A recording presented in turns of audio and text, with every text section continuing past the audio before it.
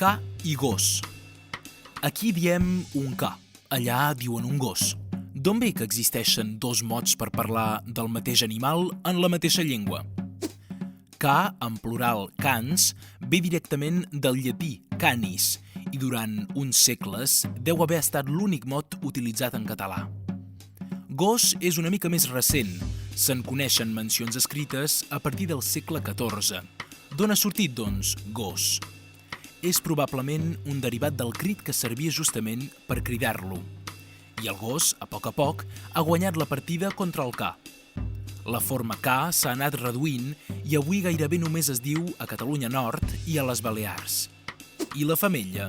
La forma cània va desaparèixer ja fa molt de temps i avui es diu en general gossa, que podeu pronunciar gussa si voleu o cussa, com els mallorquins.